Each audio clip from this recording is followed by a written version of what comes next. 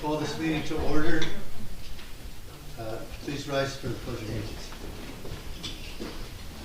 Pledge allegiance To the flag of the United States of America and to the republic for which it stands, one nation, under God, indivisible, with liberty and justice for all. I wish to announce that the 48-hour notice is required under the Open Public Meetings Act. It was emailed to the Asbury Park Press, the Co-Star, and the New Co-Star on December the 19th of 2024. That a copy has been placed on the bulletin board in the borough office and that a copy has been filed with the municipal clerk. As a courtesy to the public, this meeting may be attended via Zoom. If for any reason the Zoom portion of this meeting fails or is disconnected, the in-person meeting will continue and action can and will be taken, providing that there is an in-person quorum. Ms. DeNoble? Here. Ms. Greenblatt? Here. Mr. Nowicki excused. Mr. Weber? Here. Mayor Gubitosi. here. Thank you, Erica. So let me just warn everyone as we begin the evening. Our agenda is going to be a little topsy-turvy tonight. If anyone's actually following the agenda, I warned our council, our borough attorney, that he may be having difficulty following the agenda from home. He's sick. Jane DeNoble is sick, our council president. Paul Nowicki is, I hope, playing golf in Cabo, Mexico at the moment. So, but he has a long overdue vacation that he's enjoying. And because we have a number of really important guests with us tonight, I'm going to ask everyone's indulgence if we move some of the items on the agenda around a little bit. But first and foremost, I want to get into section 5 of our agenda, which is presentations and bids. And I'd like to introduce people I consider to be our honored guests from CASA, Monmouth County. Lynn Petrussi is the executive director of CASA and of Monmouth County, and CASA stands for Court Appointed Special Advocates. I was introduced somewhat unexpectedly to this organization. I honestly knew very little about you, in fact, borderline nothing about you. But I was fascinated at the work you do and the story that your folks tell. So I asked these folks to join us tonight just to give Bradley Beach a little understanding of the work that's being done here for this particular volunteer organization. And to identify that Bradley Beach actually has 2 of our own serving as volunteers for CASA. So Lynn, can I ask you to give us a presentation? Good evening. Thank you for having us. My name is Lynn Pidarisi, and I'm CASA's Executive Director. With me tonight is Janine Hernandez. She's our Director of Community Development. We are here to talk about our program, CASA. CASA stands for Court-Appointed Special Advocates. We are a nonprofit that started 20 years ago. CASA is nationwide, and each program throughout the country advocates for abused and neglected children in foster care. These are kids that have been removed from their homes. They suffer trauma, either physical abuse, neglect, sexual abuse, emotional abuse, and usually at the hands of someone they love and trusted. Today, approximately 300,000 children in the U.S. are in foster care. In Monmouth County, there are around 250 children in foster care. Some of them are placed with relatives, but most of them are placed with strangers who become their foster parents. Think about how scary that could be. A child is taken from their family, usually by a social worker or police officer, and doesn't understand why or when they can go back home. That's where CASA comes in.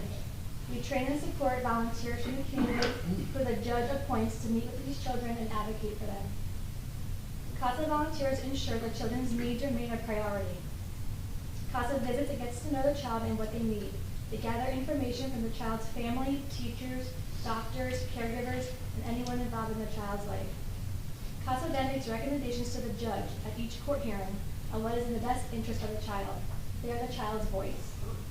CASA volunteers are a consistent, reliable adult presence in the lives of these children. Their caseworkers change, their foster homes change, and even their schools may change, but not the CASA. CASA volunteers show up no matter what, each and every month.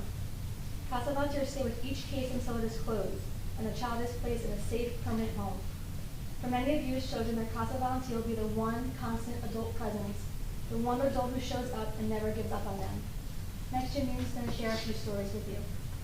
Hi, everyone. Please take a moment to think about your own lives. How many of you have read the same bedtime story to your child over and over again? This may be your child's security blanket. For foster children, they don't have mommy or daddy to read to them at night. Instead, their CASA volunteer is their security blanket, who shows up for them each and every month. This is how important our CASA volunteers are to these children. My CASA child, Josie, is in her second foster home. She has experienced sexual, physical, mental, and verbal abuse at the hands of the people she loved and trusted the most.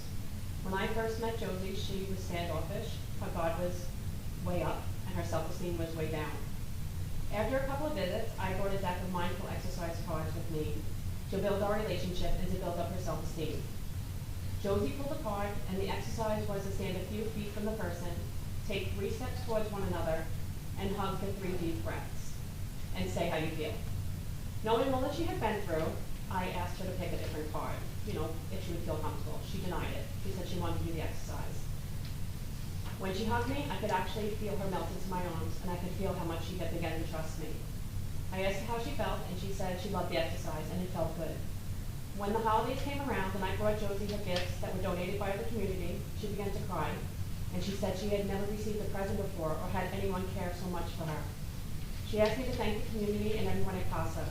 This is the impact our program makes to these children living in foster care. Another CASA child, Johnny, is 12 years old. He is in his 3rd foster home and has experienced physical abuse. When his CASA showed up at his new foster home after he had been moved, Johnny ran up to her and said, "You found me." This is what we mean when we say CASAs are stable adults in these children's lives. These are just a couple of our stories. Thank you on behalf of these children and all of us who care deeply about their futures in our community. Thank you for letting us speak to you all today and to share the importance of the CASA program. Our goal is to serve all the children in Monmouth County who need a CASA volunteer by their side. We can't do this without your support. Please consider sharing the word about CASA or attending one of our events. We rely heavily on fundraising to sustain our program. Our 20th anniversary gala is coming up on Thursday, April 3rd at the Shadowbrook in Shrewsbury. We have some invitations if you would like. We also hold a December bingo in the fall and other events throughout the year. Our events are posted on our website and on our social media pages if you'd like to give us a follow. If you are interested in becoming a CASA volunteer and would like more information, you can see one of us, visit our website, or call the office. Next, I would like to introduce you to one of our wonderful CASA volunteer advocates. Joe Albanese is a resident of Bradley Beach, and he would like to share his experience and what CASA means to him. Oh, thank you. Thank you. I'll keep it short. I know there's a lot on the agenda tonight, but it's a great experience. I'm in it a year and have a case for a year. I started last June. And I tell you, the role is significant. You're appointed by a court, and you get to get involved in every aspect of the child's life. And you advocate, and they listen to you. We have court sessions with a judge. The caseworkers are there from child protection and all services being provided. And your job is to listen to those individuals, meet with them on Zoom or in person, monthly or every other month, and to find out what's going on with this child. And are they getting the services that they need? Might be health, medical type, it might be schooling or extra help, etc. And it's great. They listen to you. You write a report, you send it in, you're on that call, and that judge expects you to stand up for that child. And it's been very rewarding. And I've done a bunch of different type of volunteerism. I'm on the OEM, which I enjoy, participating with events in town. And I've done tutoring in neighborhoods that require that kind of assistance. But this is great. So we are looking for volunteers. I won't deny that. So if there's anybody, or spread the word. If you got some time, it's about 8 hours a month. It's not a lot. Making calls, checking up on the child, doing visitations, and advocating to those agencies who are looking for services. So it's a great thing. These ladies are fantastic. I'm glad. Thank you very much.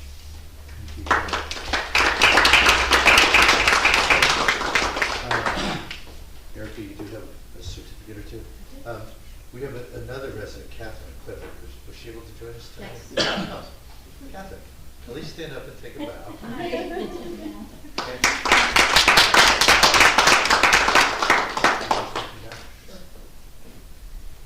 We put together a couple of quick little certificates of appreciation, both for the two of you, Joe and Catherine. So would you mind stepping up here one more time? Would you mind reading this to Catherine? So that's Joe. Read it to Joe, please.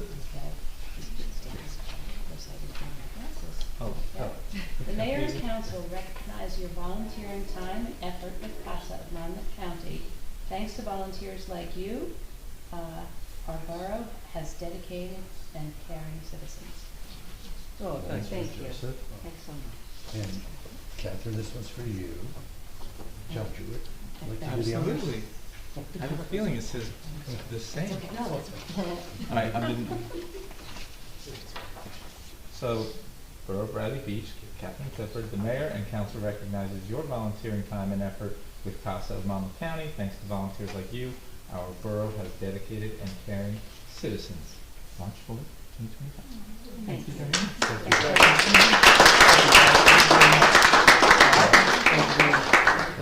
Thank you. You can put that together because I took it apart. okay, no problem. Thank you.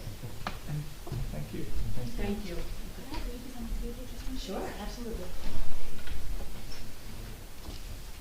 Again, we just wanted to take a moment to highlight the wonderful work that organization is doing, and especially recognize the two of our own that are making such a nice contribution. So thank you on behalf of Bradley Beach.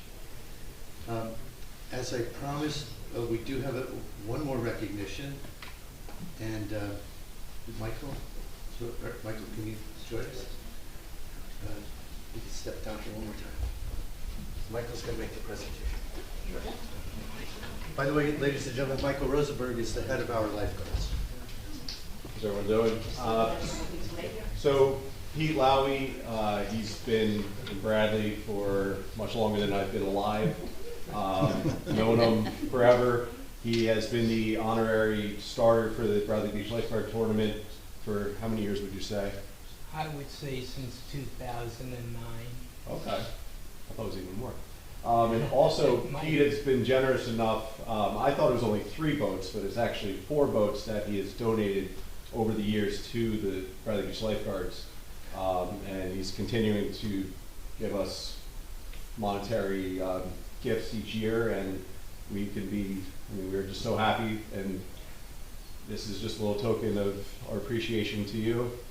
And there you go. I thank you very much, Michael. Very happy to give to the lifeguards. It's my pleasure. Okay. And I'm glad to give to other charities as well here in Bradley Beach. So it's my family, and that's the way it is.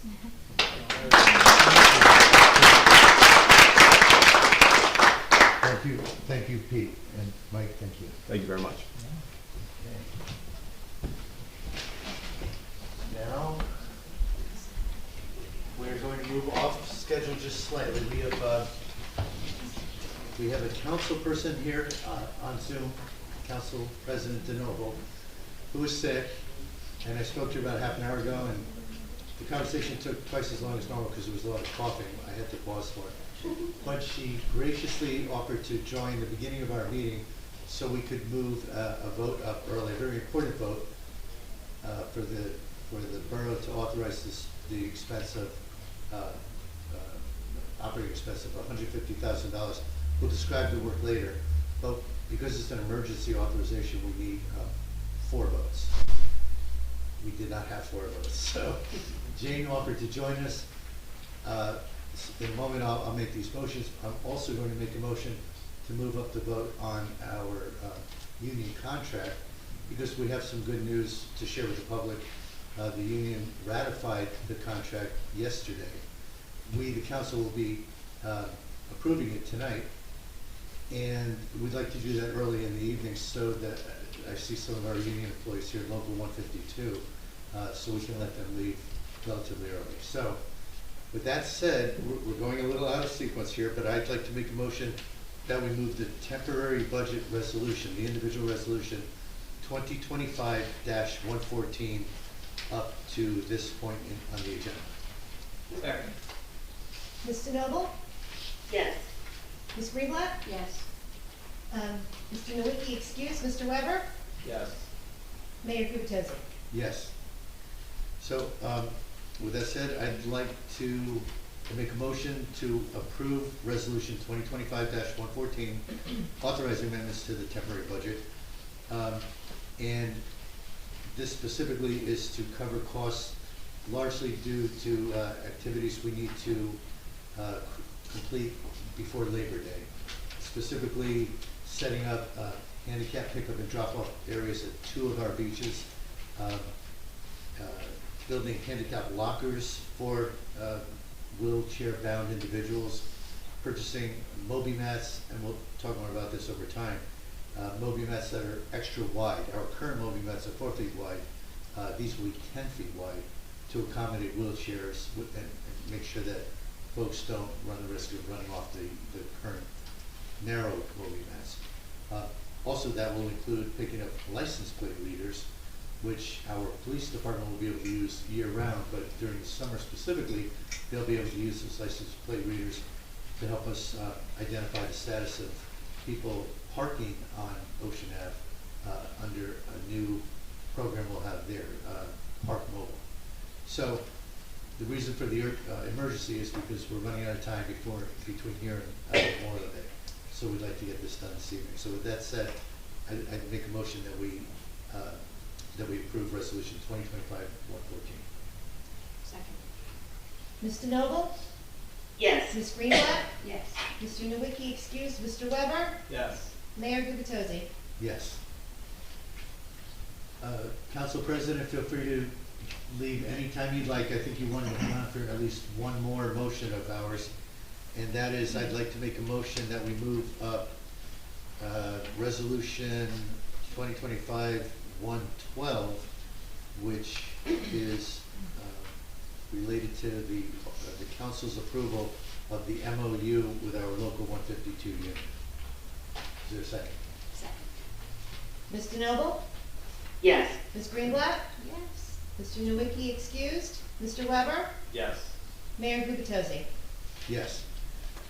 So with that said, the council did not know for sure if we would be addressing this evening with the public, because as most folks are aware, our local 152 with our very valued employees, they've gone 2 years plus, 2 years and 2 months without a contract, virtually everyone without a pay increase. And it was our objective to make this our top priority, to get this done immediately, as soon as possible this year. That said, as we put together the agenda, the union had not yet voted, so we put this as a placeholder on the agenda in the hope that the union would have their members ratify the agreement that had been tentatively reached. And the wonderful news for, I think, all of us, for our residents, for our council, and for our employees, is that the union did in fact ratify the contract yesterday evening. I'm going to make a motion in a second, but I also want to let everyone know you will have time to make comments, discuss this. Some of our union employees who are here, if any of you want to make a comment, we'll give you that opportunity. But right now, I'd like to make a motion that the council approve.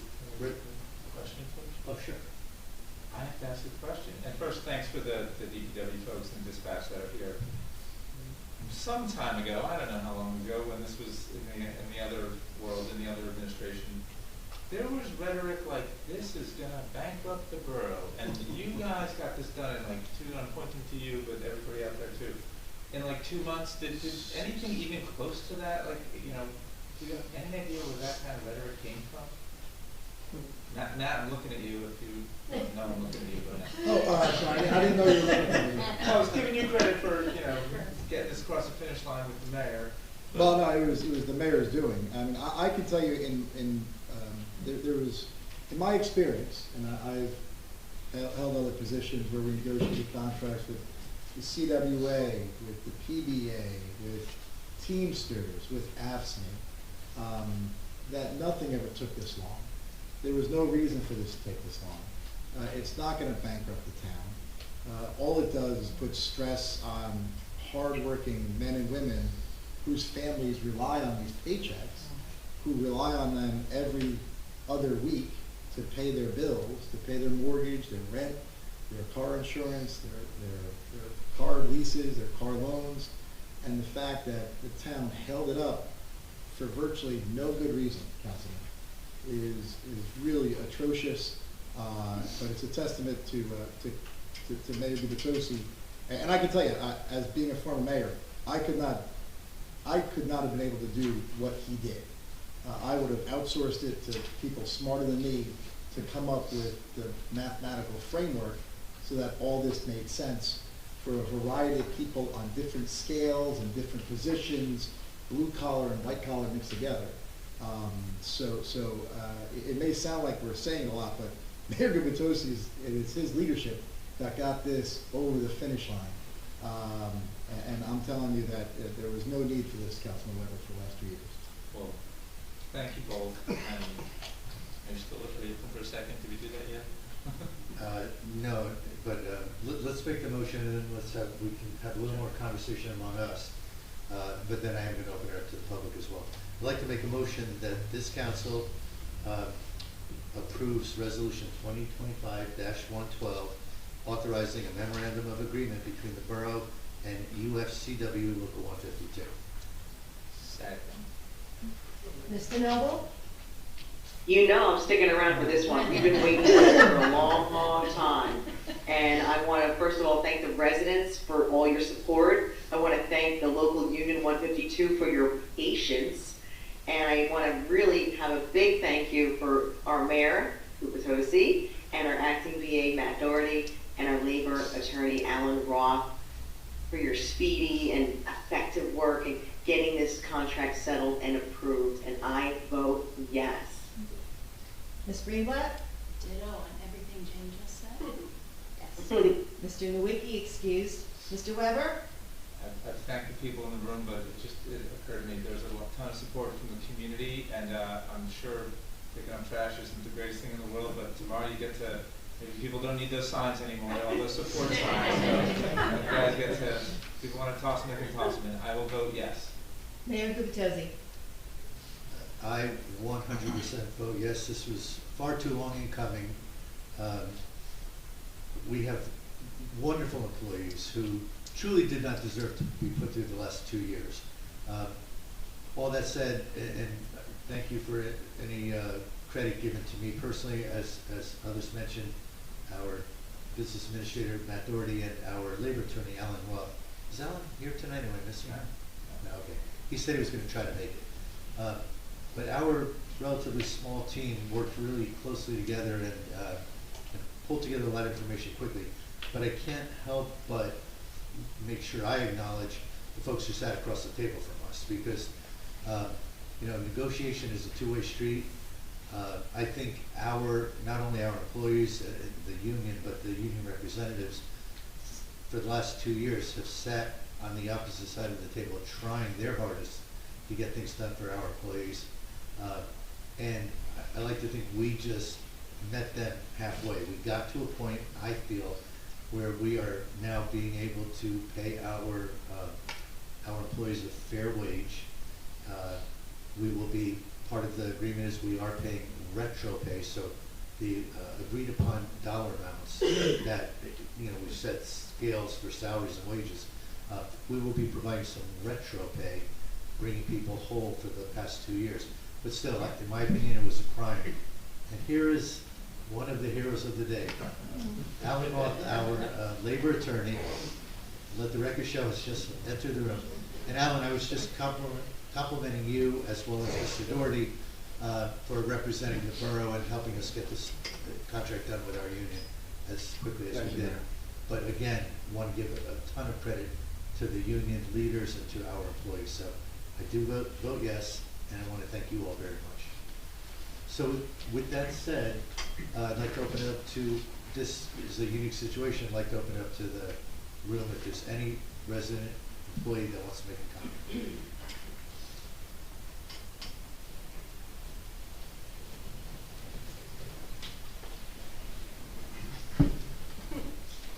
All right. Dispatcher Browning, and I'm the borough employee. Council and Mayor, I would like to express the gratitude of the Local 152 and members for fulfilling your promise of completing our contract. The care that was given and displayed was unprecedented. We were seen, heard, and given the utmost respect by all of you up on the dais, as well as Councilwoman Mahoney when she was there. Dispatch, clerical, DPW, as well as the court personnel were finally recognized, and even though we were 4 units, we stood as one. I also want to thank the residents for your words of encouragement and keeping us in your thoughts. From putting our names out there to placing the signs in your yards, you all helped us complete the task. It's a new day and certainly a brighter future for our small jewel that is Bradley Beach. I cannot thank you all enough for your support. I also want to thank the negotiation team. Each one of you cared so very much about every member of the union. Mayor Gubitosi, thank you so much. B.A. Doherty, thank you so much. Alan Roth, thank you so much. I am so proud to be a member of your workforce and will continue to serve the borough of Bradley Beach with the utmost professionalism and passion. Thank you.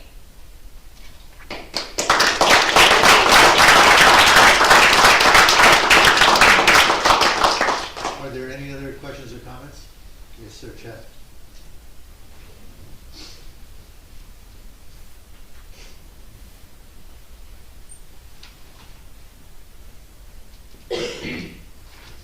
Good evening, everybody. For those of you that don't know me, my name is Chad Brooks. I'm the collective bargaining representative for UFCW Local 152. Here on behalf of our president this evening, who couldn't be here, he was away on business, but I did just want to comment about, just add a couple of things to what you said, Mr. Mayor. I mean, yeah, the last 2 months have been night and day as far as negotiations are concerned, in contrast to the past 2 years.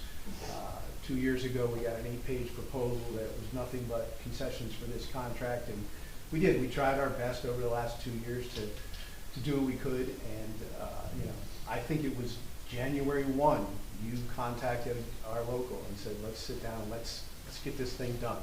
And so I'm here to say thank you, Mr. Mayor, for reaching out to us and be willing to engage us and talk with us and get through this in 2 months or less. I appreciate Matt, I appreciate Alan. I can't express to you, I mean, on a personal note, between you and me, Mr. Mayor, I've had more conversations with you in the last 2 months than I have with the last mayor the entire 2 years. And I just appreciate that, We don't always agree, but we engage each other, we talked, and we got to where we needed to be, and I thank you for that. I want to thank the council because, prior to January, when we were at odds with the previous administration, you guys stood with us, and we appreciate that. And then you followed through on these last 2 months and helping get this done. So I want to say thank you to the council as well. I want to say thank you to the townspeople. I mean, in that last 2 years, we were here at several council meetings. The townspeople stood up. They were here on behalf of the employees of the Borough of Bradley Beach and supporting them, and we appreciate that. And it was mentioned before, even in the summertime in July, we had to get a little creative and make some lawn signs that the townspeople put them in their yards, and we really appreciate that. I want to thank the members, your employees, for sticking together and standing strong through the last 2 years. It's been a long haul. And a special thanks to the negotiating committee. So we got Michelle Wiley, who's a deputy clerk. We got Mike McClure from Public Works, and we got Nicole Browning from Dispatch. We couldn't have done it without those guys. So thank you to everybody involved. It's been wonderful. We finally did it, and I think everybody deserves it. Congratulations. Thank you. Appreciate it.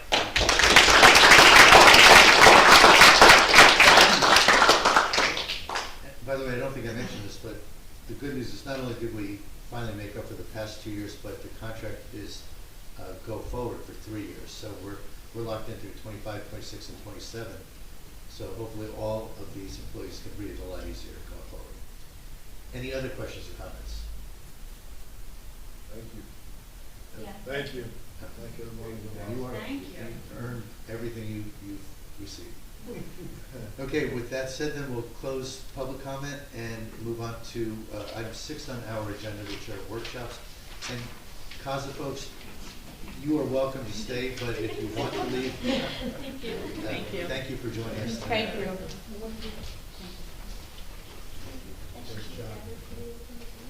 Okay, we have 3 workshops scheduled for this evening under section 3. The first one is less of a workshop, more of a brief update from our business administrator, Matt Gordon, on Fair Share Housing. Oh, on Fair Share Housing, which we just discussed. So I know at our last council meeting, it was brought up the number of units that are required for Bradley Beach coming out of the 4th round, which we're in now. I had a chance to talk with our planner, Jen Bean. She will be here in person to talk with the mayor and council and answer any questions from the public as well at the next council meeting on Tuesday, March 18th. But the good news I can share with, I've already shared with the members of the governing body, but also with the public, is that based on her work and research, the total number of required units that Bradley Beach must provide is -5. So you have a credit of 5 units coming out of round 4, and you're able to take those credits and move them forward into the future. So I know there was some talk about the number 64. The accurate number is -5. So again, how that came to be and the methodology behind it, Jen Bean will be here in 2 weeks to explain that better than me. But I just figured as soon as I knew those numbers, I wanted to be as transparent with the public as possible and let everyone else know. So again, the number's not 64, the required number is -5. Matt, it's kind of accurate to say that to get to that -5 number, because it's kind of mind-blowing, like how are we negative? There's units that haven't been built yet. I there's basically units on paper, somebody has agreed to build them, and they haven't been built yet, so that's part of how we're getting to a negative number. So it's not like no affordable housing is gonna get built because we're at -5, it's like some is, it's on paper, we're just counting that to get to that number. Right, right. Again, this is coming out of the round, so you're absolutely right. It's taking into account what's existing and also what is planned. Yes. And the available space in the borough, right? Well, yeah, so there's something that's been referred to in the past, as you may have heard, as a vacant lot adjustment. As you can imagine, in Bradley Beach, much like in my town of Belmar, there's not a whole lot of developable land. And that gets factored into the calculation as well.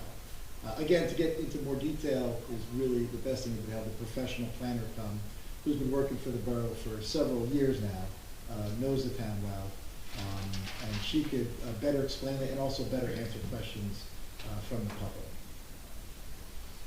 If I could, Mayor, may I speak for a moment? Please. So I just want to follow up on what the DA said. I know I certainly don't want to steal Jen's thunder next week with the nitty-gritty investigation, but the two big upshots are today. There's planned developments, but there'll be no unplanned development necessary that's not in the works at this time. And then two, to the extent that this number holds or what have you, we would not face an affordable obligation on 319 Lorraine, and the borough could realize the full value of the property, which is obviously we've been chasing for a while. Thank you, Greg. And I would just, as a reminder, everyone, we had a tough go last year, 2024, where there was discussion about giving away one of the lots that are going to be subdivided for the church property. The lot estimated to be worth close to $1 million. The idea was give this to Habitat for Humanity, contribute more taxpayer dollars to fund some of the build that would follow, and then contribute still more taxpayer dollars in terms of tax reductions that the borough would have to give, tax concessions on that property. So all in, probably would have cost the borough, taxpayers, I estimated $1.7, $1.8 million to get 3 units last year. The council at that time voted not to pursue it with the advice of our professionals. And we withdrew for the last 6 months of last year from round 3, knowing we would re-enter in round 4, which we did immediately.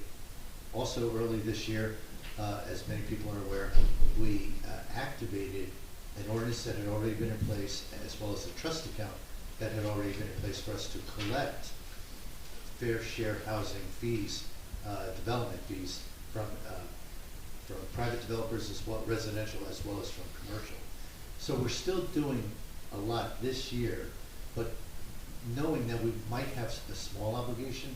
So this is phenomenally good news. We, one, saved all that money by not trying to meet our obligation last year. Now we have not only met our obligation, but unless something changes, we have 5 extra units beyond what we need. And we are going to continue to look for opportunities to expand affordable housing in the borough through the trust fund that I mentioned moments ago we set up and have just recently activated.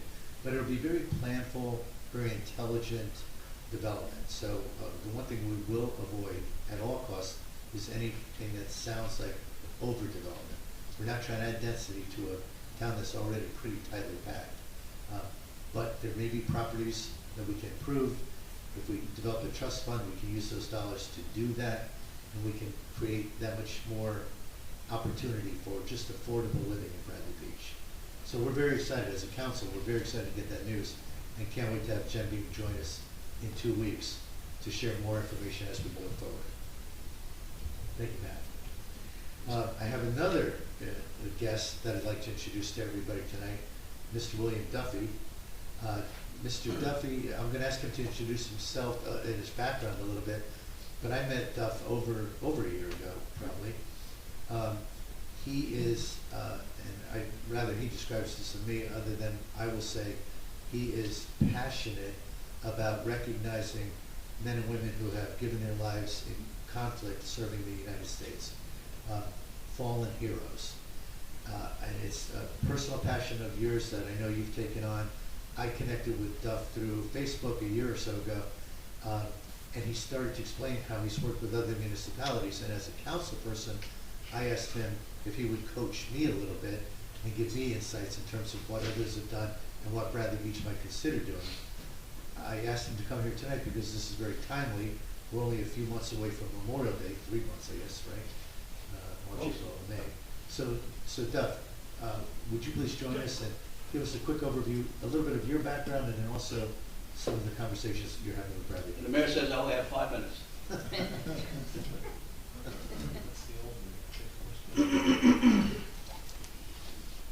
And Bill, if you need 7, feel free. I'll take it. I'm going to give everyone a packet. Municipal clerk, you're an important person. Thank you. The BA is definitely important. They run the towns. Thank you, sir. Police department chief? Yes, sir. I was a police officer up north for 40 years up north. Thank you for You're your looking service. for it, you're looking for it. And Al already has it packed.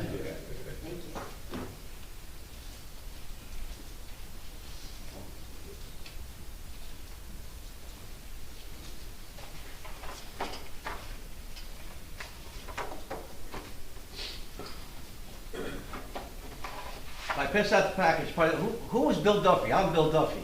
Who's this guy who lived in Clark, New Jersey, up in Union County his whole life?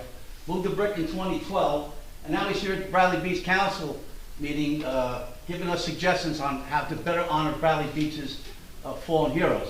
That Jersey Shore magazine article was put out in fall of 2022. It basically describes me and my passion, my love for the fallen heroes, and it put a tear in my eye too when I read it. And when my wife read it, she says, Bill, I know you've been doing all of this, but she had a tear in her eye. So that pretty well explains me. It's my passion, it's my love. I'm a Vietnam era veteran, 68 to 71.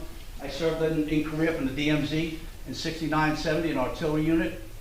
We looked across at the North Koreans, they looked across at us at the 38th parallel. 10 GIs died the year I was there in 69, 70. They would try to infiltrate under us, over us, around us, and that's still a combat zone. Korea is still considered a combat zone. And I have a famous quote, I came home, the fallen heroes did not come home. That's why we're having this here tonight. We live in freedom because they died fighting our enemy. 1.5 million Americans have gone off to war since the Revolutionary War and have not come home. 1.5 million, including 20 from Bradley Beach. Now I think for Jersey Shore town, that's a lot, 20. From World War I until Afghanistan.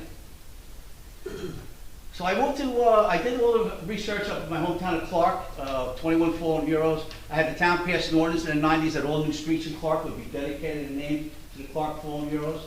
I'd done all the research on it. I was in charge of the Memorial Day parade and the services. And I moved to Brick in 2012. The first thing I did was go to the Brick War Memorial, and that needed some tender loving care. So Mayor Ducey appointed a committee. We raised $20,000 in 4 weeks, and we rehabilitated the Brick War Memorial. And my research of the Brick fallen heroes, I found 7 other fallen heroes that weren't on the War Memorial. So when we redid the War Memorial, we got their names on there.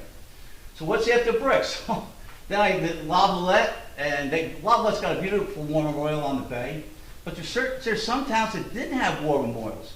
So first one I'll do is Bayhead. Bayhead didn't have a war memorial. Well, maybe they don't have any fallen heroes. No, they have 5. 3 from World War II and 2 from Vietnam and 1 from Korea. Lavalette, Manahawkin. Point Pleasant Beach has 17 fallen heroes, no war memorial. And I don't go knock at the door at City Hall and talk to somebody at the front desk. I go right to the mayor. I go right to the top. So no one's ever said no to me. So we got that done in 2023 with the beach. Point Pleasant Borough, 9 fallen heroes, no war memorial. But it's not ignorance, it's just the fact they did. I think because they didn't have a VFW or an American Legion in town, that's why they didn't have war memorials. So we got together with the mayor and the council, appropriated the money. So in 2023, on Memorial Day weekend, we did the Bayhead, we did Beach, and the Borough. And last year, so now after that, over to Brielle Bridge.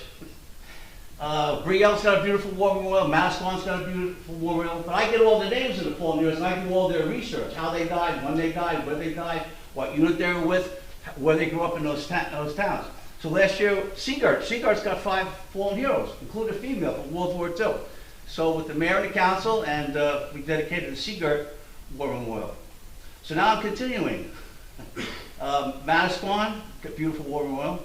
Then it was Spring Lake Heights, they got beautiful war memorials, but I got their names and did all the research. Then it was Belmar.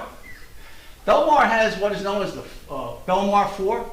4 Belmar residents in one day died in World War II on the USS Juno, November 13th, 1942. They were all killed in action against Imperial Japanese naval forces. And 4 from Belmar went down on one day. They called it the Belmar 4. And Belmar's got a beautiful war memorial. I took all the names, did all the research on them. So what's the next town? Avon by the Sea. They got a nice war memorial. Took the names off the memorial and did all the research. And what I do is I got over these 200 fallen heroes now, and on the date of their anniversaries, I place them on my Facebook page, and I'll share them to individual towns. Like Preserving Bradley Beach, I put them on there. And so what's next? Bradley Beach. So my daughter is a teacher at Mount School in Spring Lake, and she's the girls softball coach. So I traveled with the team. So they were played at the Veterans Field in Bradley Beach. And when I do that, I walk around, and there was that World War II memorial with the names of Bradley Beach War Memorial. And on the bottom, which is should not have been done this way, Lieutenant Melnick, who was killed in action in Vietnam, his memorial is down in the ground. You actually walk up to that to see his memorial. I think that should not be that way. So then I posted the Bradley Beach memorials, and that's when Al, Mayor, I should call him Mayor, right? That's fine. And that's when he got a hold of me. We met last year, and here we are tonight. And mine are just suggestions. You may say, we don't like that suggestion. And okay, fine, but I think this is the way you should do it. Let's see. In the packet there, after the newspaper article, that's the World War II memorial by the softball field. Right at the top it says dedicated Veterans Memorial Field. And down the bottom with the red arrow, that's Melnick's memorial. According to Paul from the Bradley Beach Historical Society, when Melnick died in the late 60s, they did do a memorial on the beach area. And in the late 60s, I have the newspaper article from Asbury Park Press. And a northeaster came through, right, Paul, early 90s, and it destroyed everything. So what they did is they moved Melnick's memorial over to the softball field.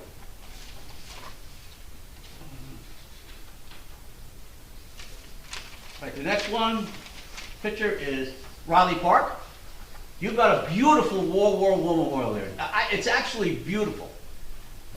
My research indicates it was dedicated and erected in the early 1920s and was dedicated in 1923. The next picture is the boulder.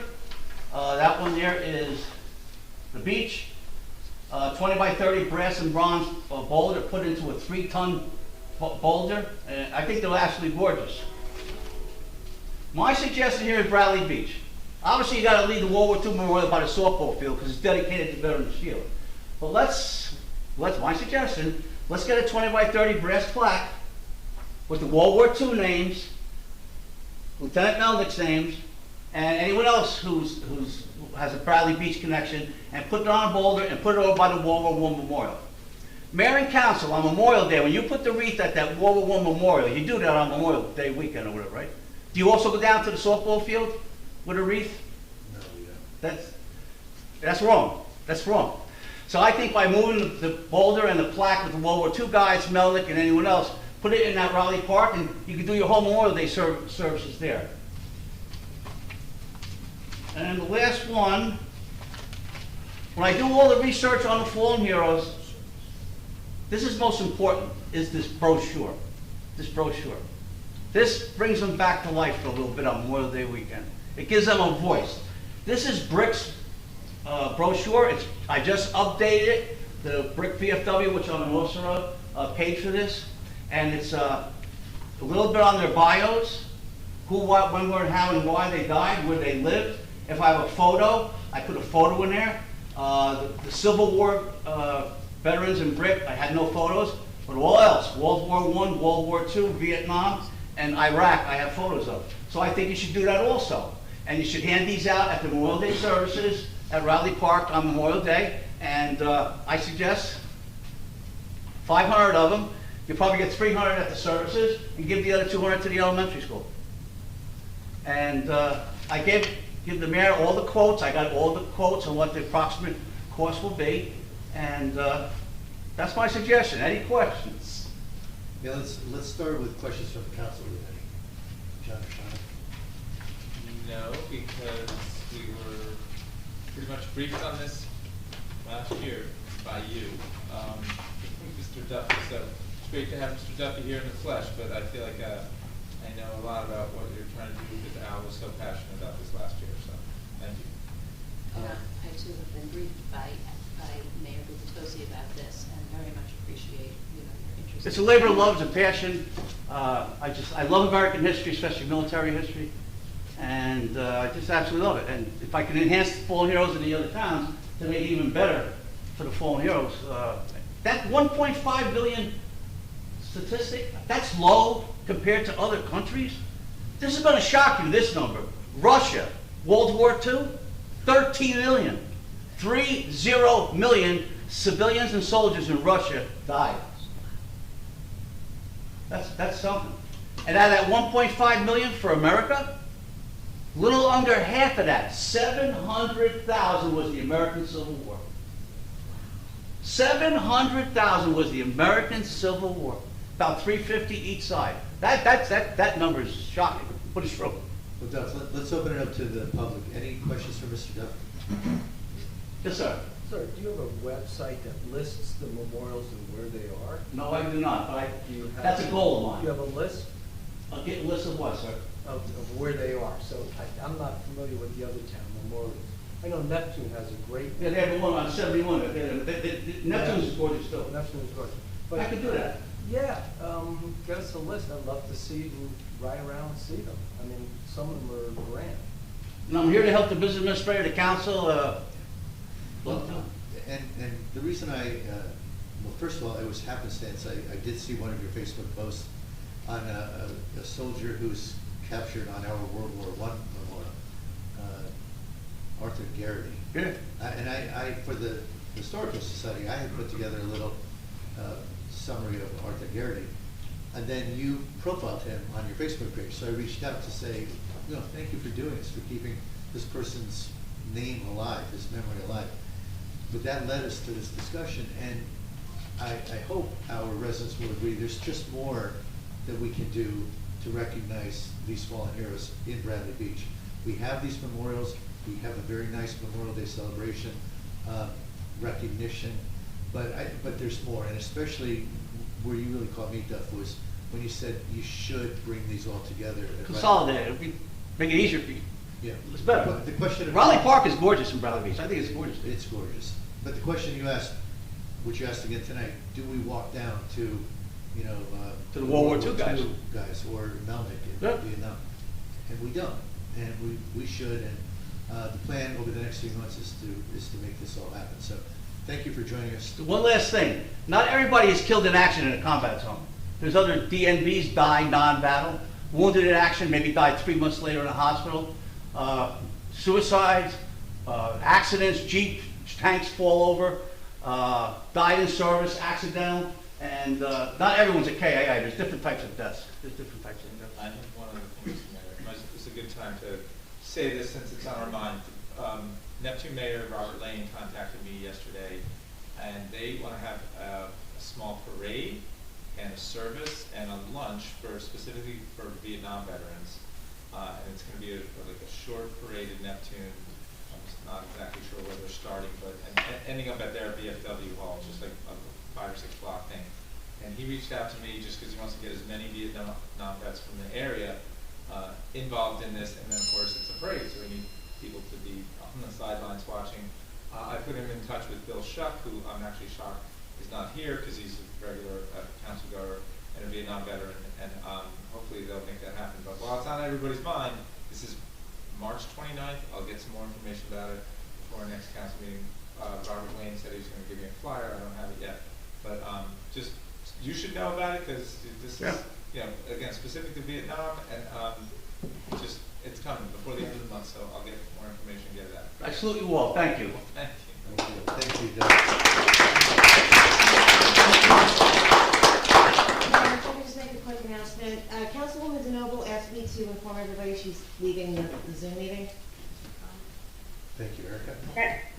Yes, good night, everybody. Thank you, Jane. Great work. Thank you, Jane. Thank you. One more workshop. This is really much more of a quick update from, again, our business administrator, Mr. Doherty, on Park Mobile. Thank you, Mayor. So we're interested in moving forward with a contract with Park Mobile. This is basically a cashless way to pay for parking up on the beachfront. Other towns that use this right now are around us are Belmar to the south of us and Asbury Park to the north of us. It's an app on your phone that many people are already familiar with. The nice thing is it's easy to collect the money. It also alerts you ahead of time, so you're not racing back, fighting to hoping the class 1 doesn't write you a parking ticket before it expires. So it gives you an opportunity to pay the parking as opposed to paying a parking ticket.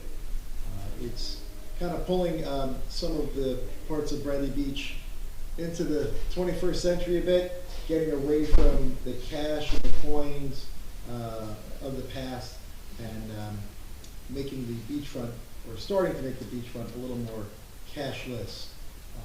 It's great for our CFO loves it. Anyone in finance will always love automated things over cash transactions. And we also have, I'll call it an aging meter infrastructure. A lot of the machines we have on the beach right now are showing signs of rust. Some have already had to be replaced. The screens are fading from the intense sun, so you can't always see what what you're trying to sign up for. So we're also at kind of a point in time where we have to decide to start to invest in upgrading what we have today, but that's relatively expensive. The meters we have in place today have been here for 8 or 10 years. So we'd be investing for the next 8 to 10 years, or pivot right now and switch to what we think is a better technology. So that's the direction we're going. There will be some growing pains. As mayor and council, we'd love to have this be smooth, easy transition, no concerns, no complaints. There are going to be people who only use cash. There are going to be people who fumble downloading an app. But towns all around us use Park Mobile, and they're using it very successfully. And I think once we will do everything we can to educate our visitors and users of Park Mobile. But my hope is it'll be relatively smooth, and over time it'll be a very valuable enhancement for Bradley Beach. Hold on. We are going to take questions in a minute. Just one more bit of business. Any other questions, though, specifically? Oh, please. So I firmly believe that we need to move forward with this technology. We're going to be doing it. I do have some concerns, which I've expressed, about the need for some physical stations in the event that there are people who either do not have smartphones or do not have credit cards or debit cards. There are people out there, but perhaps fewer and fewer, I don't really know. So if there is a need down the road, if we see there's a need, is there an opportunity to put a few pay stations in if we feel that we need them? I guess that's a question that I have. The communities that do use this mobile app, they also do have some physical pay stations. At least I know Asbury does. Does Belmar? I'm not really sure. No, Belmar. They have none, and they've had this in place for a number of years? A couple of years now, yeah. Particularly, it really became popular during COVID, just the less interaction with folks. But one thing we're learning from Belmar we're not going to do is that on every parking space they stamped on the ground Park Mobile, which is really overkill. So when we do this, you have to put appropriate signage, but we don't want to overdo the signage and make it look unattractive. So that's something we'll be conscious of as well. All right. So as we go through the process, if we see that there's an issue, as I had suggested, it could be, so we won't resolve it tonight. It could be challenging, for example, setting up a certain area that had cash meters, but you can only use that if you can't download an app. The logistics of it could be challenging to figure out. So part of me, my personal bias, I'm not, the council can vote against this. My personal bias would be to say, just dive in both, feet first and communicate the heck out of it so residents and visitors just understand. The thing is, we're 4 or 5 years trailing everybody else. So the good news is people have been learning how to download these apps for a number of years already. So, but I'm not saying we wouldn't try to accommodate. I have to understand logistically. Yeah, I mean, I don't know how it works in Asbury, let's say, where there's a pay station and there's also the app. And they actually use Park Mobile and Passport. Why they use two, I'm not quite sure. Yeah, I think personally, I think it's the right direction, and we're compelled to go in that direction. Okay, I'm going to do something again. I warned you all, a little unusual in that we have right now, the next item on our agenda, closing the workshop. I'm looking at more questions. Would be for the council to vote on Park Mobile, but I realized we'd be doing that before the residents had a chance to make comments or questions. So what I'd like to do is make a motion that we move to approval of minutes and then public comments, and then we can address 2025-98 as I'll make a separate motion at that point to move it to individual resolutions. So right now the motion is, let's move to approval of minutes, item 7 on the agenda, and take it from there. Mr. Noble excused. Ms. Greenblatt? Yes. Mr. Nowicki excused. Mr. Weber? Yes. Mayor Gubitosi? Yes. So number 7 is approval of minutes. Executive session. I'm sorry? Executive session. Yeah, the council business meeting and then the executive session minutes. I was not there for either, so I will look to one of my colleagues to make a motion. I make a motion to approve or to go forward with the meeting minutes from February 18th. Okay, thank you. Mr. Noble excused. Ms. Greenblatt? Yes. Mr. Weber? Yes. Mr. Nowicki excused. Mayor Gubitosi? Abstain.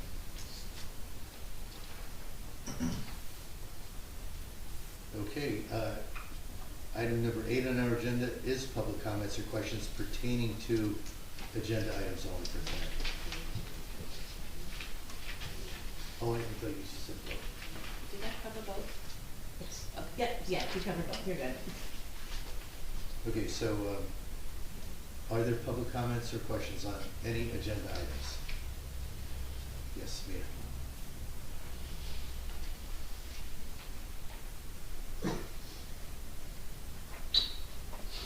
Mia Mullen, 302 4th Avenue.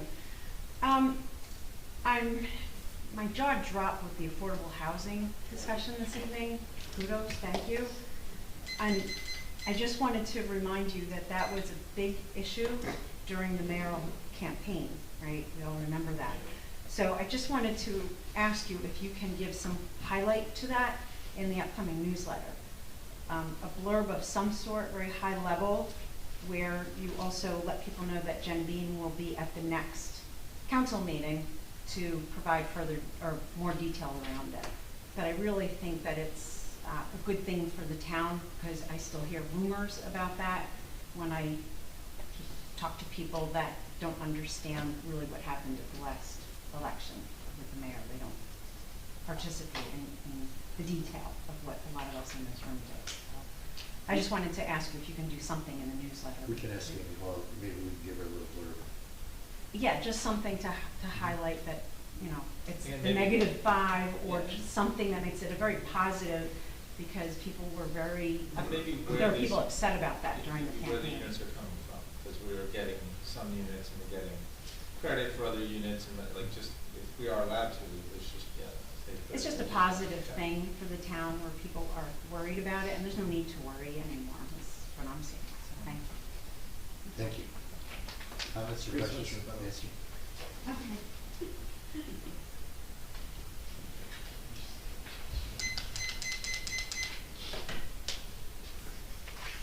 Nancy Meadow, Ocean Park Condominiums. Resolution 2025-107. It would be really helpful, I think, and maybe it's on the website, but we're not going to get into that right now. If there could be some sort of fee schedule that we could see that exists for, what we charge for different kinds of permits. I don't mean the building permits, I mean the special event permits with the, past dues and the who has to pay, who doesn't have to pay. What do we rent out the bocce courts for 6 hours? $300. $300? Yes. And is that let's say, standard in the borough for other places? Or is that just? That's the only group that does that every year, and their first year was last year, and it was $300.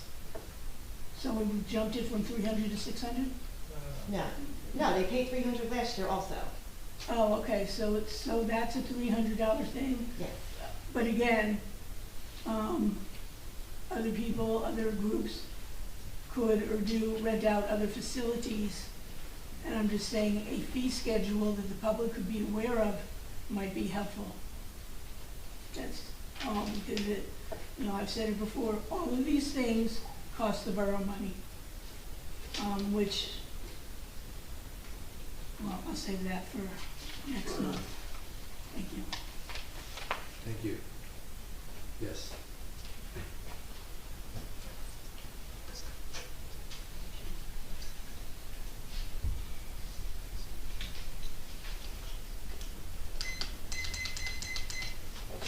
My name is Shishis, 112 Fourth Avenue.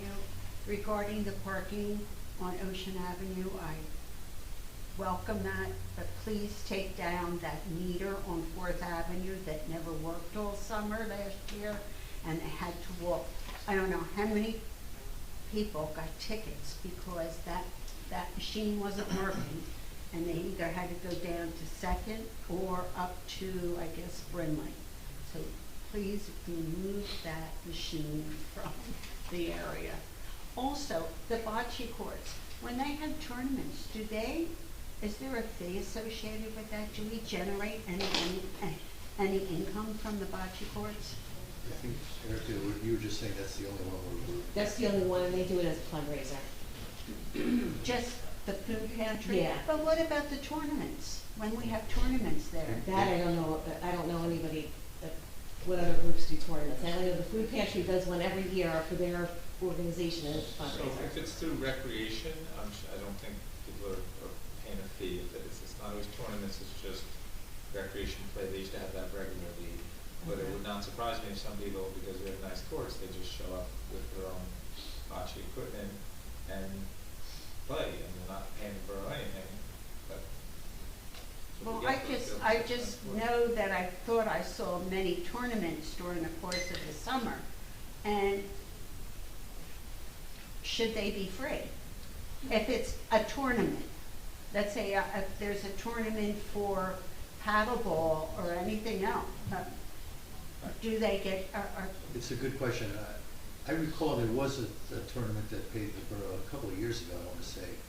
And sitting here, we approved a fee similar to this, but for the most part, I think a lot of it's locals that organize. and who maintains, I know I see volunteers out there, but does Public Works? yes. They're using man hours to maintain the courts. It's a question of, can we, is it like the playground? You can play on the swing set, or you can play bocce ball. Or is there a way we could isolate people to charge them a fee? When they go to the playground, it's recreation and it's family, and there's no fee, I can't. No, but a lot of families play bocce ball. Well, I'm not complaining, I'm not suggesting that they should be charged. I'm saying when you have an organized tournament, shouldn't there be some type of fee associated with that? We will look into it. We'll Okay. work with court. I wanted to, now I lost what I'll say something so that you can remember what you were going to say. I would be open to, if you can tie up the bocce ball courts for a certain amount of time, a certain number of hours, then you got to pay. As opposed to you want to come and play with your friends for an hour or something. I'm not, I feel as though, if a family wants to go out there and play bocce, they should be allowed to do that. My issue is when you have an organized group or an organized tournament, there should be some type of fee associated with it. That's just my own personal. We're not aware of organized tournaments coming in, so we have to identify them, Okay. set a policy. Okay, well, and then we thank you. can. Okay. I think volleyball also, don't we have volleyball tournaments that take place? That's that volleyball clinic, that's a company or an And they pay a organization. fee to do. Yeah, they have a concession license, so.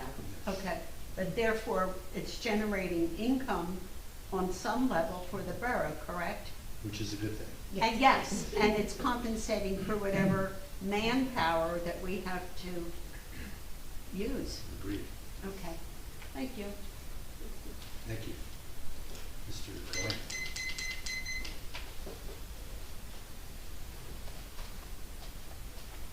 Thomas J. Cohen, 612 Third Avenue.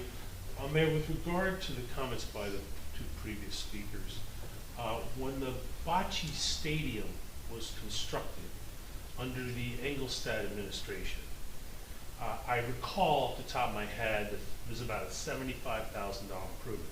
And we were told, we're going to get all this money back because we're going to charge for tournaments. Now, I guess it was politician speak, because I haven't seen where we made any money from it. So these previous speakers are not incorrect. I just want to apologize that I've gone to these meetings for so long that I recall that. But I'll be happy to go back in the videotape, and that's what transpired. There's no reason our facility should just be used for free. And they're 100% correct. Thank you. Thank you. Any other questions or comments?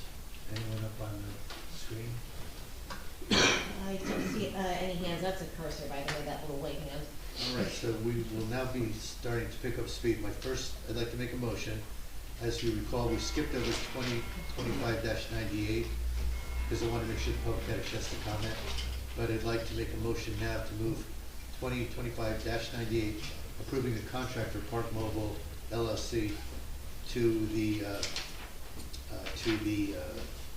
what do we call this, the individual resolutions. Okay. Is there a second? Second. Mr. Noble excused, Ms. Greenblatt? Yes.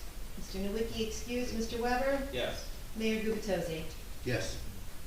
Okay, next section of the agenda, ordinances, introduction. We have on the agenda ordinance 2025-11, which basically was focused on increasing our fees for violations. And we came right down to the wire. We are still tweaking that, working with the courts, so we are not ready tonight yet to introduce it. The plan will definitely be to introduce it in 2 weeks. But for now, I'm going to make a motion that we table the introduction of this ordinance, 2025-11. Second.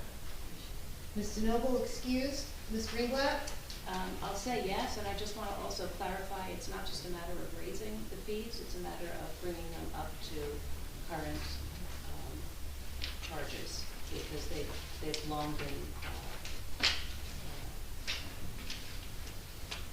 Ignored. sorry.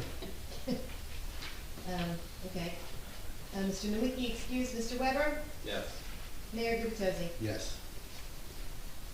Next is the adoption of ordinance 2025-10. This is an ordinance amending chapter 123, beachfront areas and adjacent waters of the borough's revised general ordinances to prohibit the subletting of beach locker rentals. Because this is an adoption, we'll entertain public comment, if there is any. Actually, you have to make a motion to open. I'd like to make a motion to entertain public comment, if there is any. Second. Mr. Noble excused, Ms. Greenblatt? Yes. Mr. Nowicki excused, Mr. Weber? Yes. Mayor Gubitosi? Yes. So is there public comment or questions? Mia? Yes. I don't know. What do you want to do? Did you say I had to come up here? Yes. Yes, okay, sorry. You have to say where you live loud. Mia Mullen, 302 4th Avenue. It doesn't really affect me because I have a locker already, but I don't understand how you would police that. Like, technically, not technically, but who knows who's doing this? We to police each other, I guess? We have secret ways. It'd be like I'm curious, like, how do you police so- that? So in the lease, it says that you agree that you cannot sublease your locker. All we're doing is putting that into the ordinance. Oh, I'm just So cleaning up it's- paperwork that you can't Yes. really enforce. Well, if somebody you raise a brags good about, point. like, Oh, I got this locker for like, my I think we neighbor. can, yeah. We actually have identified people, but to your point, it's not a programmatic identification, but when we do at times stumble across that situation, We approach these people? we have to void the contract. I was just curious. I should report people if Any other public comment? Anyone on Zoom? No? Okay, I motion to have a closed public comment and adopt ordinance 2025-10. Second. Mr. Noble excuse, Ms. Greenblatt? Yes. Mr. Nowicki excuse, Mr. Weber? Yes. Mayor Gurbatos? Yes. Okay, item 10 on the agenda, communications. We already got a local 152 update, so I'll move to the second, which is County Route 40A Memorial Drive. We just received, we, the council, and perhaps specifically me, the mayor, just received a letter from the Board of County Commissioners that there's going to be, over time, renovations done to this strip of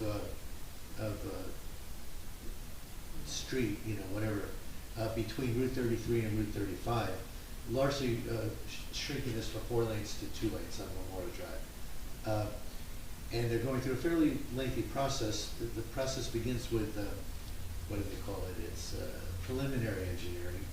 Then it'll move to final design rather, and then final engineering. So the first phase is kicking off with a meeting on March 10th, a few days away, right, a week away. And it'll be 5 to 7 p.m. Neptune City Community Center. That is 117 3rd Avenue in Neptune City. So anyone who's interested, I just want to make sure our residents are at least made aware. Once again, it's to shrink the width of that road, and it's March 10th, 5 to 7 p.m. Neptune Community Center. Can I share some of the elements that they're going to be looking at? Because this affects many of us, Memorial Drive. So they're looking to convert Memorial Drive from a 4-lane roadway to a 3-lane configuration, which is called a road diet. I'm assuming that middle lane would be the opportunity to make turns. Adding bike lanes in both directions, upgrading existing traffic signals, and installing a new signal at 4th Avenue. And I'm not sure what kind of signal that is, if they talk about a new signal, because there's not an existing red light. Yeah. Installing rectangular rapid flashing beacons at 11th Avenue, improving curb, sidewalks, and pavement throughout the project. So those are some of the things that they're going to be addressing. But yes, I have a question. About Memorial, can I say something? Is it appropriate or not? I'm recognizing you, so yes, please Oh, say okay. that.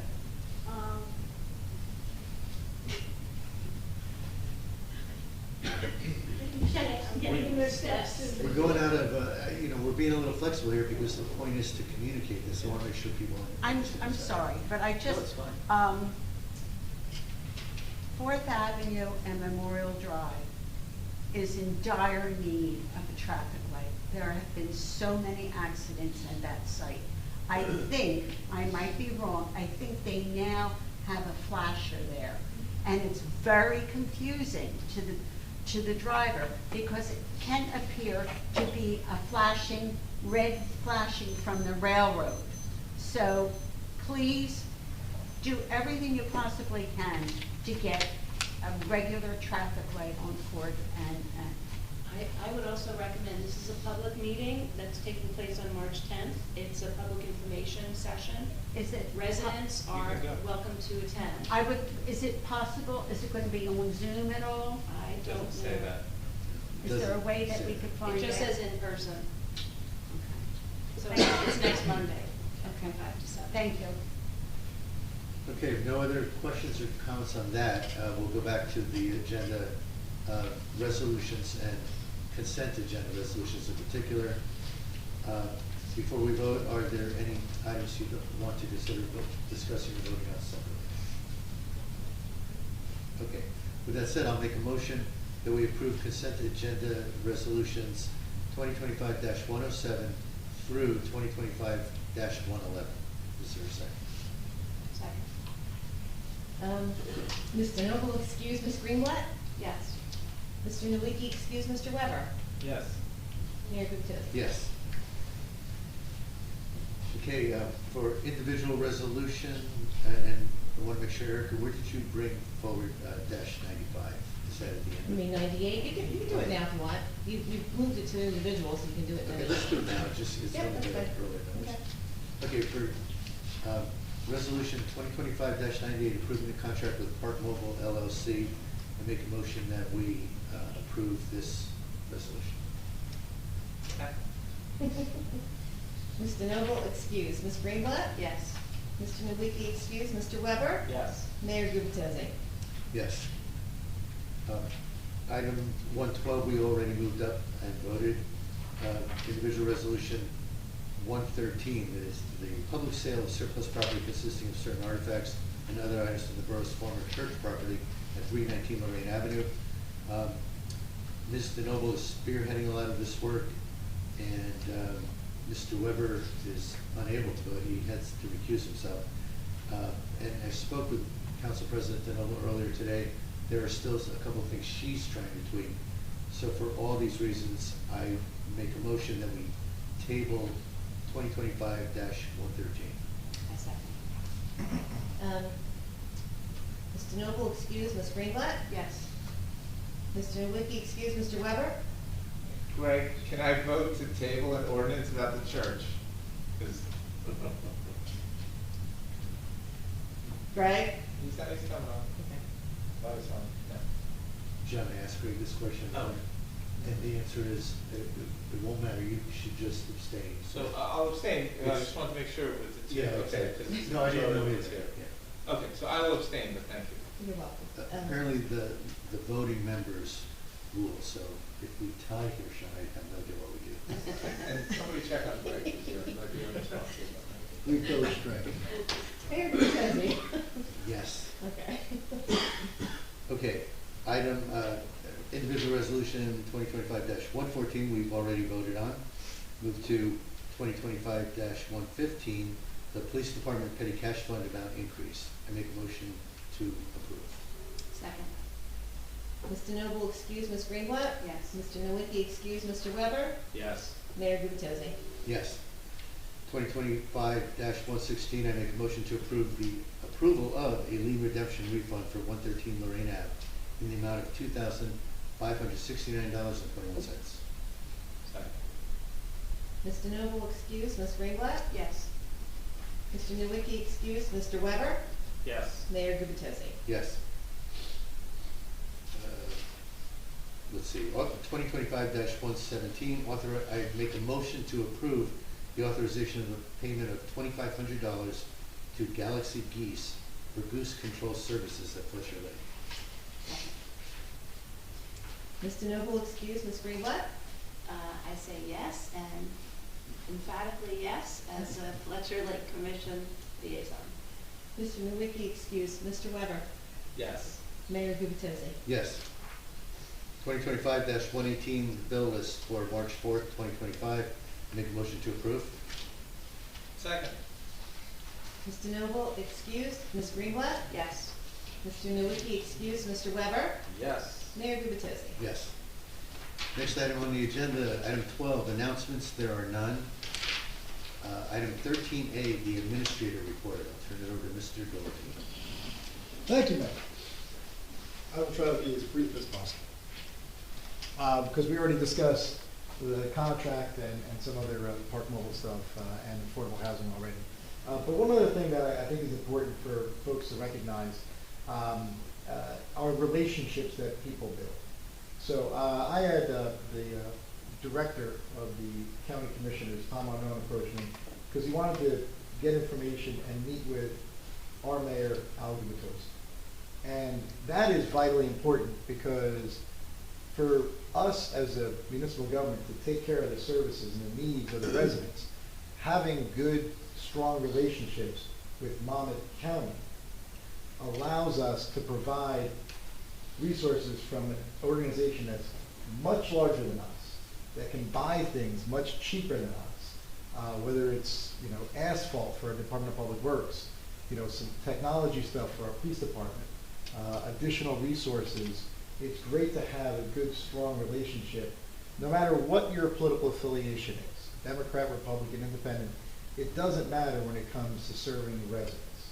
So, you know, I'm sitting down and meeting with some business administrators that I'm getting to know, whether in Neptune City or the deputy city manager in Asbury Park, and I have been talking already. But I think it's important for, you know, for me as a business administrator to try to facilitate those relationships on behalf of the municipal government, particularly with organizations much larger than us that have, again, purchasing power and resources that a small community like this will simply never have. And I know we already counted on this, but you know, we have great employees like Joshua here, who comes to work every day at Department of Public Works, literally puts his head down and just works. So I think it's important to recognize those folks individually on occasion. Also, Joshua's a Steelers fan like I am, so added kudos to Joshua.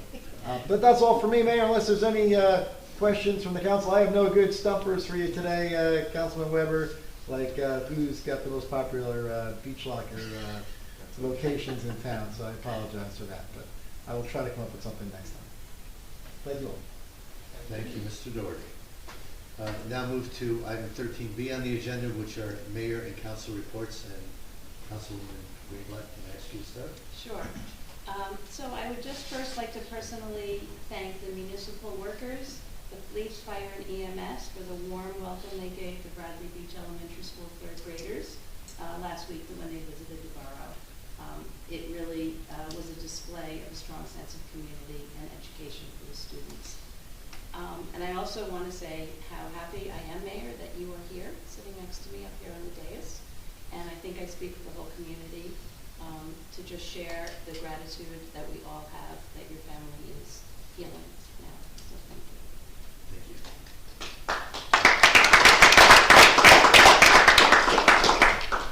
So I'll start with my report. I was also tasked with sharing Jane DeNoble's report, but the Arts Council met on February 28th. The council has identified a number of potential members. They anticipate having all candidates in place by March 15th and hope to bring these appointments to the mayor by the end of the month. The council will also be reaching out to all those who expressed interest in the Arts Council and organize them by arts interest.